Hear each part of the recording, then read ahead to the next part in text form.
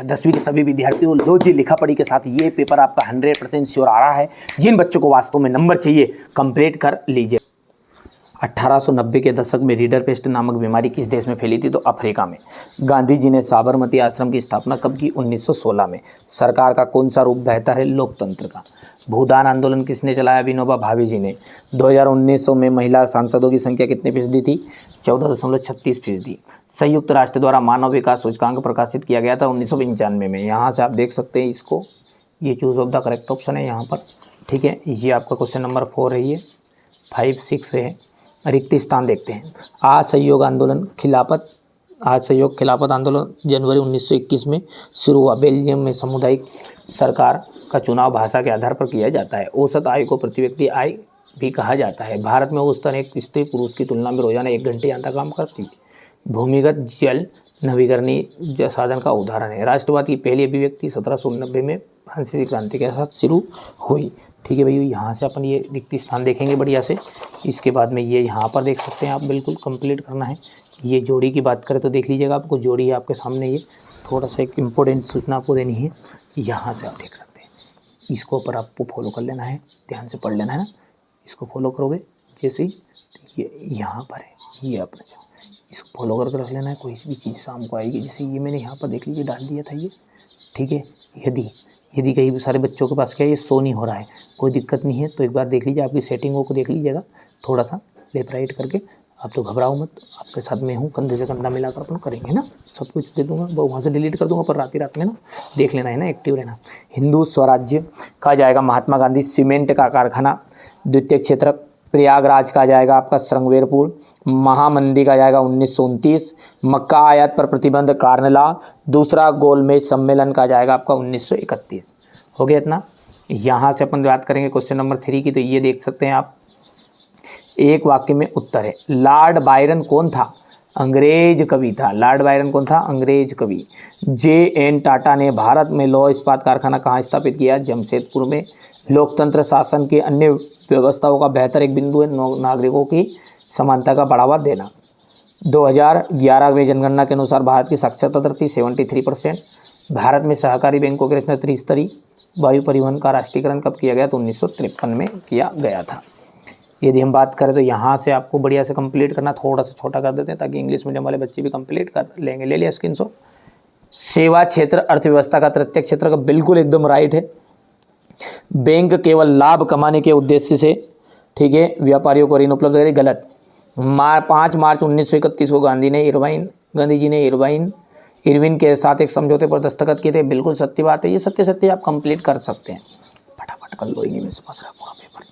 ये question number 5 है। संसाधन से आपका क्या से या हमारे मानव जीवन में क्या महत्व है? बांगर क्या है? हो गया। इसके बाद में भूमि निम्नीकरण क्या है? मृदा परिच्छेदिका से क्या तात्पर्य है? प्रारंभिक जीविका निर्वाह कृषि किसे कहते हैं? गहन जीविका कृषि की विशेषताएं बतानी है। सार्वजनिक निजी क्षेत्रों में अंतर। भू प्रदूषण को नियंत्रित करने के उपाय। सड़क परिवहन की विशेषताएं लिखनी है। पाइपलाइन परिवहन का महत्व लिखना है। भारत में पर्यटन उद्योग के लाभ। रेल परिवहन के हानि या नुकसान बताना है। ये क्वेश्चन नंबर 12 आपको देख सकते हैं। ठीक हो गया। ये यहाँ पर आयात शुल्क से क्या आशय है? 1840 के दशक में रोजगार की स्थिति का विश्लेषण कीजिए। जमशेदजी जी भैया कौन थे? मुद्रण की सबसे पहली तकनीक और कब विकसित हुई? मुद्रण ने वैज्ञानिकों तथा दार्शनिकों के विचारों से जनता को किस प्रकार अवगत कराया था? मुद्रण संस्कृति के 2 परिणाम लिखने। गुटेनबर्ग प्रेस पर संक्षिप्त टिप्पणी लिखिए। अल्प बेरोजगारी क्या है? अंतिम उत्पादन से क्या से? कंटेनर क्या है? इसकी उपयोगिता। वैश्वीकरण से उत्पन्न समस्याओं का वर्णन आपको करना है। यहाँ पर बात करें वन और वन्य जीव संसाधनों के प्रकार और वितरण को बताना है आपको। जैव विविधता क्या है? मानव जीवन के लिए क्यों महत्वपूर्ण है? एकात्मक शासन कर लो भैया, ये आ रहा है। केंद्र और राज्यों की सत्ता का विभाजन कैसे हुआ? उदाहरण से व्याख्या कीजिए। औपचारिक और अनौपचारिक क्षेत्र के बीच प्रमुख अंतरों का उल्लेख करना है। ये सविनय अवज्ञा आंदोलन का वर्णन। साइमन कमीशन पर टिप्पणी। बहुजन समाज पार्टी सार्वभौम संगठन हो गया। इसके बाद में दल व्यवस्था क्या है, उसका महत्व है।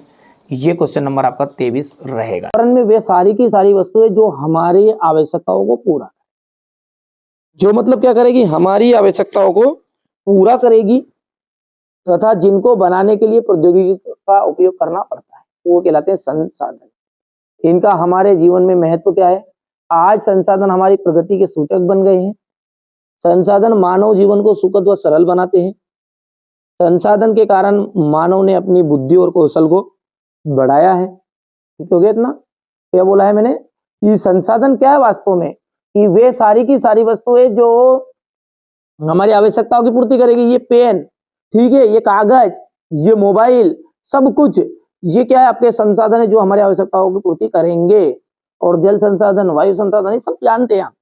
अब महत्व तो क्या है, ये हमारी प्रगति का सूचक है। सरल और सुखद बना दिया इन्होंने हमारे जीवन को। ठीक है, यहां से अपन देख सकते हैं। चलिए, ज्यादा कठिन नहीं है। बांगर क्या है? पुराने जलोढ़ मिट्टी को क्या कहते हैं अपन? बांगर कहते हैं।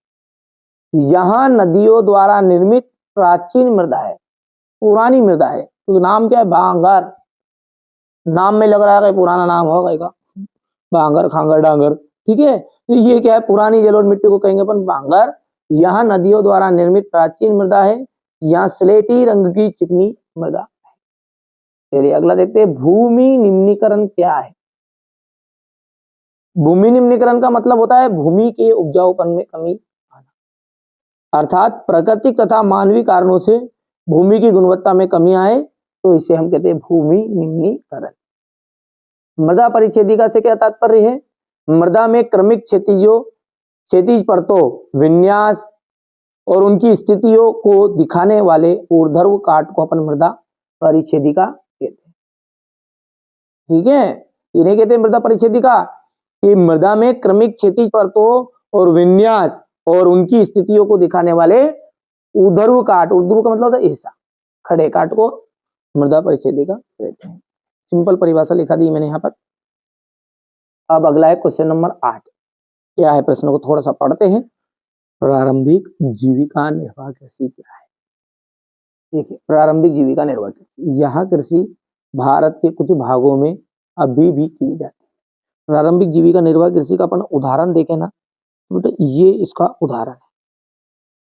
यहाँ से ये चित्र में जो दिख रहा है ना, और ये भारत के कई भागों में अभी भी कर रहे हैं। अपन ही कर रहे हैं, और कौन कर रहे हैं ना? तो मेरे खानदान में पैदा हो तो होके तो नहीं आए अपन भी गरीब खानदान के ही है। ठीक है, तो ये यहाँ कृषि भारत के कुछ भागों में अभी भी की जाती है। यहाँ कृषि भूमि के छोटे छोटे टुकड़ों और कृषि औजारों जैसे लकड़ी के हल, दाव और खुदाई के करने वाली छड़ी तथा परिवार या समुदाय की मदद से की जाती है। गहन जीविका कृषि की विशेषताएं बतानी है। इस खेती में देखिए, गहन जीविका कृषि खेती क्या है? थोड़ी सी ज्यादा मात्रा में करना, जिसे मतलब हमारे लिए तो प्रारंभिक जीविका निर्वाह कृषि गेहूं एमपी वालों के लिए, और वही चीज यदि पंजाब वाले करेंगे गेहूं पैदा, तो वो कहलाएंगे गहन जीविका कृषि, क्योंकि उनका थोड़ी ज्यादा पैदावार होगी, धंधा ज्यादा होगा, बिजनेस ज्यादा होगा, टर्नओवर ज्यादा होगा, सीधी सी बात। तो इस खेती में वर्ष में एक से अधिक खेती की जाती है। अच्छे बीजों का उपयोग करके अधिक उत्पादन किया जाता है। इसमें कम भूमि पर अधिक मुनाफा होता है। कृषि में यंत्रों का प्रयोग से कृषि से संबंधित कार्यों को शीघ्रता से निपटाया जाता है। अगला है सार्वजनिक और निजी क्षेत्र में अंतर। देखिए, सार्वजनिक का मतलब क्या है? जो, ठीक है, जो सरकार के स्वामित्व में हो। ठीक है, वो जो सार्वजनिक उद्योग का स्वामित्व सरकार या सरकार के किसी संगठन के पास होता है। निजी का क्या है? निजी उद्योग का स्वामित्व व्यक्ति विशेष, कुछ व्यक्तियों या कंपनियों का इस पर अधिकार। इस तरह से आप कर सकते हैं, कोई दिक्कत नहीं है, कठिन नहीं है ज्यादा। ये हो गया इतना, क्योंकि लंबा होगा बहुत वीडियो, यदि मैं समझाऊंगा पूरी तरह, और इतना अपने पास टाइम नहीं बचा है ना। आप तो बढ़िया से कंप्लीट कर लो। बहुत सारे बच्चों को यह आता भी पहले से, ऐसा नहीं।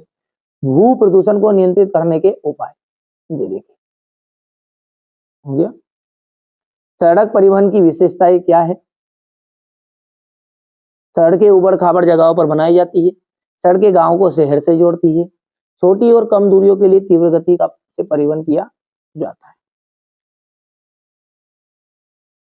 पाइपलाइन परिवहन का महत्व बताइए। यहाँ जल और थल दोनों में बिछाई जाएगी। यहाँ सबसे सुरक्षित और सुनिश्चित आपूर्ति का महत्वपूर्ण साधन। चलिए अब अगला प्रश्न है, भारत में पर्यटन उद्योग के लाभ बताइए। देखिए पर्यटन उद्योग जो है ना, यानी कि बाहर से जो घूमने आ रहे हैं उनके लिए जो ठीक है पर्यटन क्षेत्र है, उनसे जो सरकार को आमदनी होती है उसे अपन कहेंगे पर्यटन उद्योग के द्वारा लाभ आएंगे। ठीक है, इससे हमें बड़े पैमाने पर विदेशी मुद्रा प्राप्त होती है, पहली चीज। पर्यटन उद्योग से भारत में लगभग 39 मिलियन लोगों को रोजगार मिलता है। 2019 की रिपोर्ट है ये ना। पर्यटन उद्योग राष्ट्रीय एकता प्रभावित करता है, यहाँ विदेशियों को देश की ओर आकर्षित करता है, इससे स्थानीय लोगों को रोजगार मिला है। ये हो गया आपका पर्यटन उद्योग के लाभ। ठीक है भैया, बहुत ही सिंपल है और मैं कम से कम समय में आपको प्रोवाइड कराना चाहता हूँ ताकि आपको कोई दिक्कत ना हो, है ना। हमारे जो 10th क्लास के बच्चे हैं उनके पास समय कम है, और समय कम है तो स्वाभाविक बात है पढ़ना जानता है, उन्होंने पढ़ना जानता है तो इसलिए स्मार्ट वर्क करो। पहले में जो 6 पेपर दे रहा हूँ बेटा उनको सबको करो, कोई रियल पेपर नहीं है, नहीं तो आप रियल पेपर के भरोसे बैठ जाओ। बहुत सारे बच्चे जो है ना मत का मेरे जो रहता है ना उनको रियल पेपर ही चाहिए, बट रियल पेपर नहीं मिलेगा कहीं भी, है ना। आप तो ये मोस्ट इंपोर्टेंट चीज है, इनको पढ़ो, 6 पेपर को कर लो, हाँ 100% गारंटी इसी में से पूरा रियल पेपर आ जाएगा सेम टू सेम चैप्टर, क्योंकि पूरा रिसर्च के बाद बनाया है यार, है ना। हर साल अपन तो है ना, ऐसा नहीं है एक बार, ये हर साल ही बच्चे परसेंटेज बनाते हैं इसी, है ना। तो ये रेल परिवहन की हानि, बिना टिकट यात्रा, तो बिना टिकट यात्रा करने से भारतीय रेलवे को प्रतिवर्ष 5 करोड़ से भी अधिक की हानि होती है। रेल दुर्घटनाएं के फलस्वरूप मानव जीवन संकट में पड़ जाता है तथा रेलवे की संपत्ति नष्ट हो जाती है। तो और भी अपन हानि 2-4 और हानि कर लेना आप, ठीक है। समझ में आ गया, बिना टिकट की यात्रा हो गई है, रेल दुर्घटनाएं हो गई है, ठीक है, चोरी जैसी घटनाएं ज्यादा होती है इसमें, ठीक है। ये सामान की प्रथम विश्व युद्ध में केंद्रीय शक्तियां कौन कौन सी थी? तो प्रथम विश्व युद्ध में जो केंद्रीय शक्ति थी वो थी जर्मनी, ऑस्ट्रेलिया, हंगरी, ओटोमन तुर्की केंद्रीय शक्तियां थी। द्वितीय विश्व युद्ध में मित्र राष्ट्र और धुरी शक्तियां कौन कौन सी थी? एक गुट में धुरी शक्तियां मुख्य रूप से नाजी जर्मनी और इटली थी। पहली क्या थी जिसमें नाजी जर्मनी हो गई है, जापान और इटली थी। दूसरी खेमा मित्र राष्ट्रों में ब्रिटेन, फ्रांस, अमेरिका और सोवियत संघ के नाम से जाना जाता है। आयात शुल्क से क्या आशय है? देखिए यहाँ किसी दूसरे राष्ट्र से आने वाली चीजों पर वसूल किए जाने वाला शुल्क है। यहाँ कर या शुल्क उस जगह से लिया जाता है जहां से वहां वस्तु देश में आती है, अर्थात सीमा पर या हवाई अड्डे पर। ये क्वेश्चन नंबर आपका 13 है। यहाँ पर देखिए 1840 के दशक के बाद रोजगार की स्थिति का विश्लेषण कीजिए। 1840 के दशक के बाद शहरों में निर्माण के लिए गतिविधियां तेजी से बढ़ी, लोगों के लिए नए रोजगार के अवसर पैदा हुए, सड़कों को चौड़ा किया गया, नए रेलवे स्टेशन बने, रेल लाइनों का विस्तार किया गया, ये सारे काम किए गए, है ना। 1840 के दशक के बाद शहरों के निर्माण की गतिविधियां तेजी से बढ़ी थी, ठीक है भैया। तो ये आप बढ़िया से सॉल्यूशन कर सकते हैं। यहाँ से आपका जी भैया कौन थे? जमशेदजी जी भैया, बढ़िया से करना है। ये क्वेश्चन नंबर 14 है बेटा, आराम से करो कंप्लीट, है ना। समय कम है वरना में एक एक चीज आपको बारीकी से समझाता भी सी। ये यहाँ से थोड़ा सा छोटा कर दूं ना, हो गया। क्वेश्चन नंबर जो 15 है वो आपका जाएगा मुद्रण संस्कृति के 2 परिणाम लिखिए, हो गया।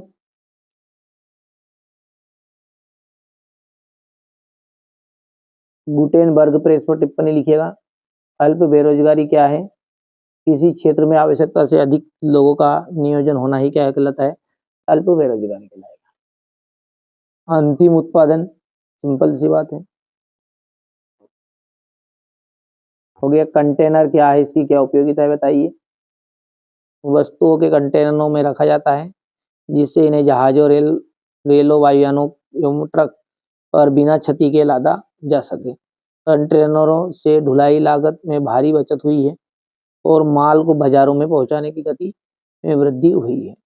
इसी प्रकार वायु यातायात की लागत में गिरावट आई, परिणाम स्वरूप वायुमार्ग अधिक मात्रा में वस्तुओं का परिवहन संभव हुआ है। ये हो गया क्वेश्चन नंबर 17 यहाँ से।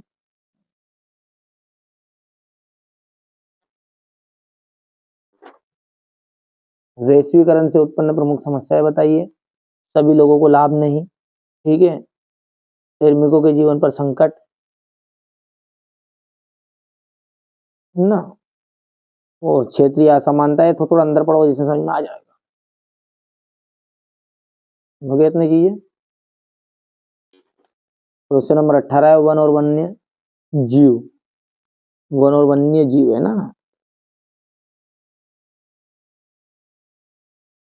हाँ, वन जीव संसाधनों, ठीक है, का वितरण पर लेख लिखना है और कारबन।